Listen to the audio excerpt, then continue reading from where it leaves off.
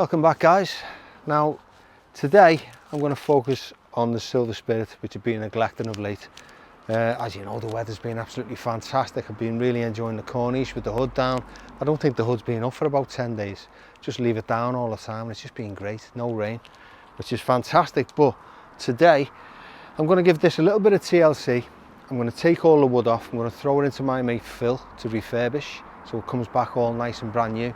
I've got a new set of carpets there to fit as well, just to freshen the cabin up, give it a little bit of love, because I've been enjoying this, and I'm sure like soon this weather will subside. We're back into rain and wind and all the rest of it, but for the moment, I'm sure you'll agree, it's absolutely beautiful, isn't it? So yeah, hopefully the sun will go down in a minute and I can get in there, because it's like a greenhouse inside that car. I'll strip everything off and we'll get cracking. So as always, let's get stuck in.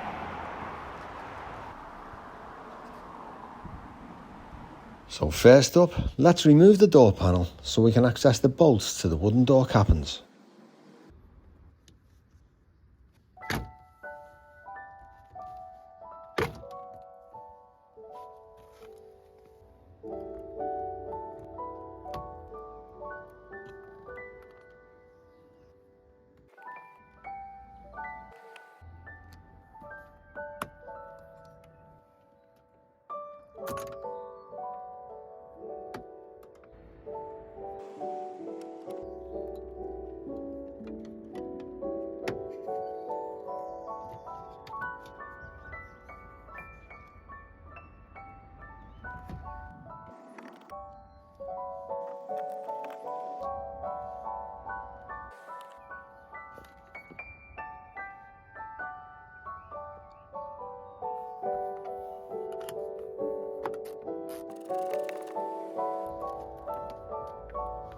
Remove the electrics. And remember which bolt goes where. It's always important to remember whether it's long, short, or where every bolt goes in a specific place. Let's next off with these 3 bolts.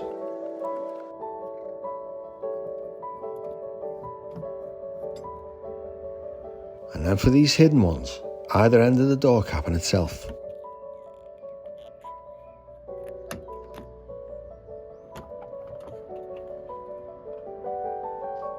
Just look at the state of these.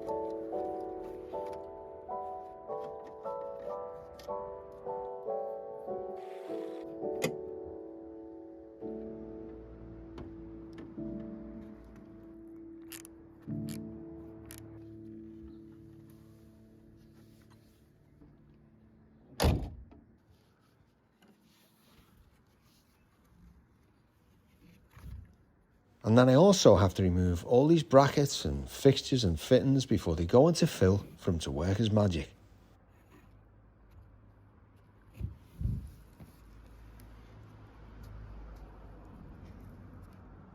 It's also amazing to see how they've all lost their lustre and shine, and how dirty they become over the years. Well, these are going to need a good clean before they go back on.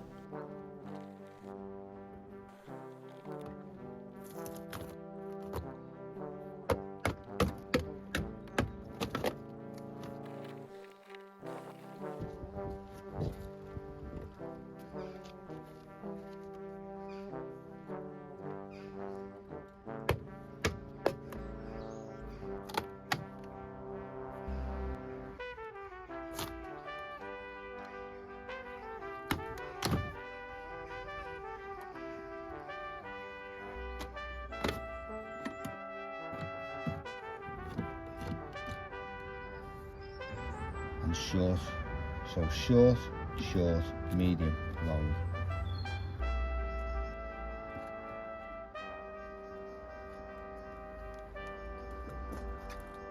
The dash is just 3 simple screws, one here, and one there.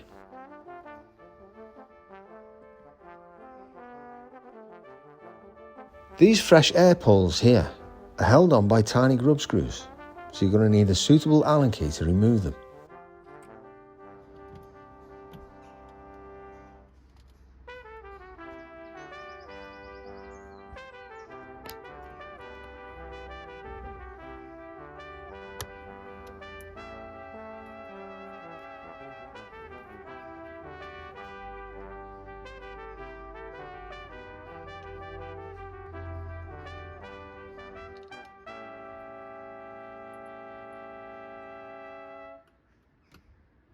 Easy does it.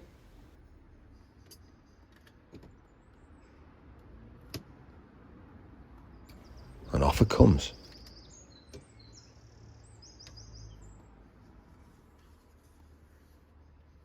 So this entails a lot of screws and shims and odd bits of packing to save any creaking and to determine a perfect fit when these were carefully constructed at the factory. And although this will take maybe just a couple of hours to dismantle, set aside a day to refit it, especially if it's a couple of weeks later and you're trying to work out the jigsaw and where each and every individual shim and screw actually goes. So good luck with that one, guys.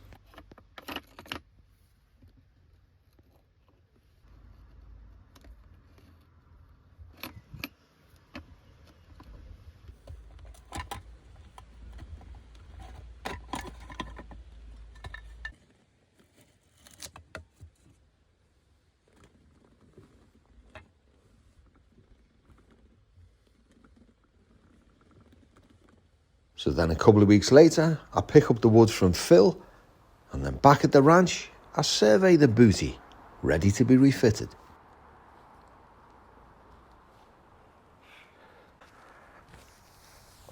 Okay, so back from Phil, all the wood beautifully done, as you can see. I'm absolutely delighted. I mean, it's some doing, you know, it's quite a big job doing all this, you know, all these intricate little pieces. And the thing I really like about it is I can say to him, what about the Bakelite finish inside where the tachometer and the speedometer and all the clocks go? Yeah, no problem. Look at that. It's absolutely perfect. Really top job. And, you know, you could go to a specialist. He is a specialist, but he does pianos mainly. And they charge an absolute fortune, literally thousands of pounds, like 3.5, 4 grand. I think this came in at just under £1,000. And what a job. I mean, it's flawless. You know, I've had the cornice done as well. And the Bentley, of course. And I was so happy with that. It just transforms the car. It just smartens it up no end. I mean, look at them. Remember how they were peeling off completely and all discoloured with the sun? They're absolutely gorgeous. Look at that. Look at that inlay. Absolutely perfect. Yeah, so there's my door cappings and my glove compartment door and my speedometer and everything else. And I mean, you know what I set out to do with the Spirit. I really love it. I've really been enjoying driving it and bouncing about town in it. It's a beautiful, luxurious car. So I've even pushed the boat out a little bit and decided to go for a brand new set of carpets as well. I mean, the ones that are in it are really nice, but if you put these next to them, they're light green. They faded in the sun in the car. And these are nice, lush. And these actually came from Rolls-Royce, believe it or not. And it's a full set. And I'm absolutely delighted with that. I think it's just going to smarten up the cabin no end.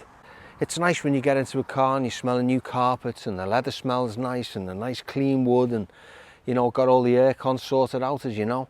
And it just makes a massive difference. It just makes for pleasurable driving. You feel nice when you get into a nice clean car that smells like brand new. And that's what I'm aiming for, really, because, as I say, I love enjoying driving the car. And I just want it to be nice and give it a little bit of TLC. So, yeah. Anyway, come on. As always, let's get stuck in. So, as always, refitment is the reversal of removal.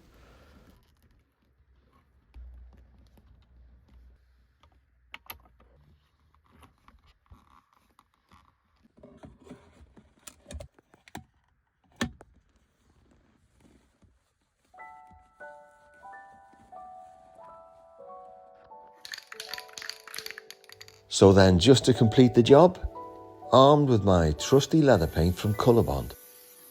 Each individual piece of trim is carefully cleaned, recoloured, and then back on it goes.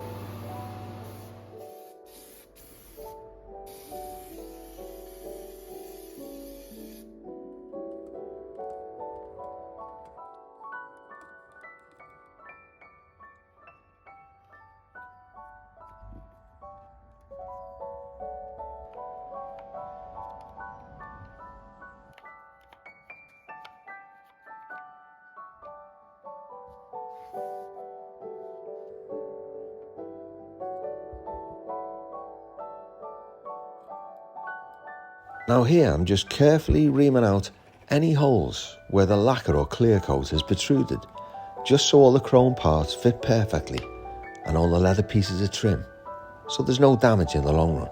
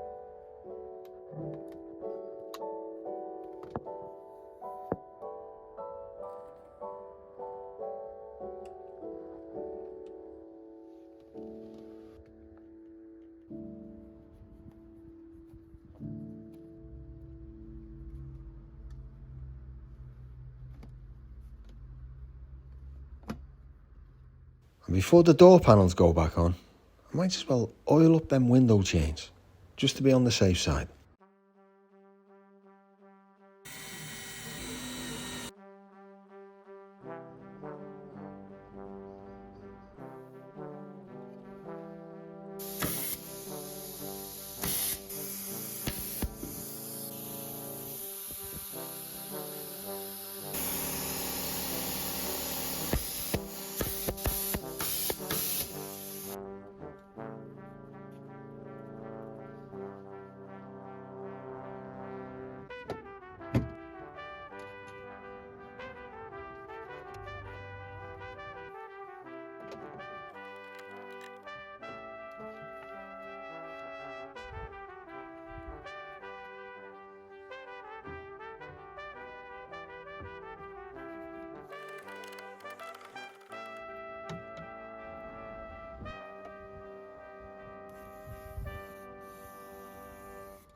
And as the door panels are going back on, don't forget to push the electrical connections through first and plug the cigarette lighter in.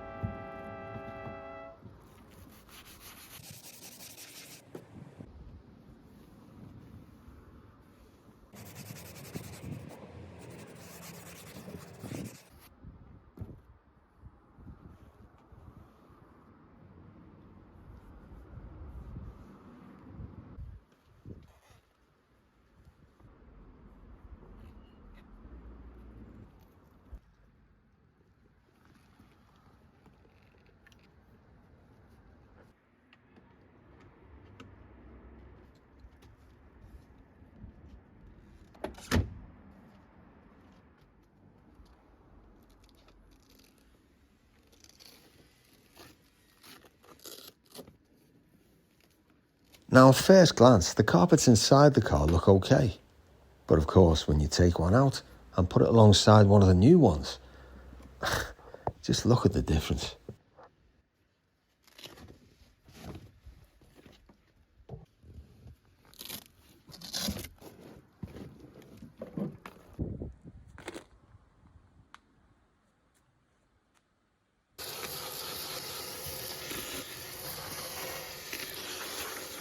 And the jigsaw puzzle commences.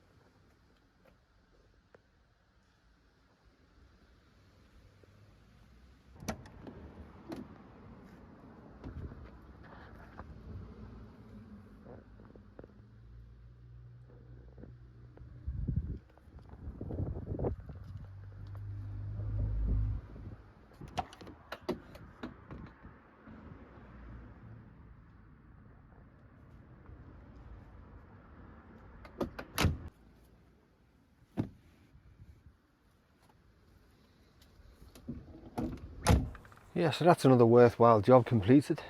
Little bits at a time, you know. I've done the alternator, I've done the air conditioning, I've done bits on the suspension, I've done a few tyres.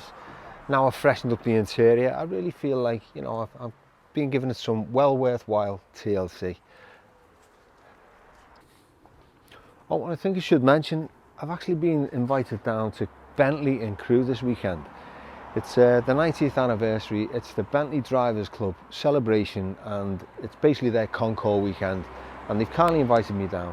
And look, I'm not going to be entering this into any competitions or any concours because it just simply isn't good enough, but at least the work I've done over the last few days, come on, it's going to make for a pleasurable drive, a very comfortable drive down there if I do decide to give it a little run out.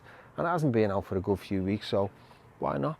I think the sun's still going to be shining, which is great. There's going to be some nice people there with some interesting stories, and there's going to be some fantastic cars, as you know. So if you're going down there, you know, come over and see me. It'd be nice to see you, have a little chat. And I just want to take this opportunity anyway to say thank you so much to all you supporters of the show, all you avid watchers, all you subscribers, and all you members which help support what I do. If you are an avid watcher of the show and you haven't yet hit that subscribe button, come on guys, it's absolutely free. It helps with the algorithm, it supports what I do, and it helps me bring you episodes each month. So once again, thanks so much for tuning in. I'll see you all next time. Thank you for watching this episode of Classic Obsession. If you enjoyed it, don't forget to like and subscribe. And see you all next time.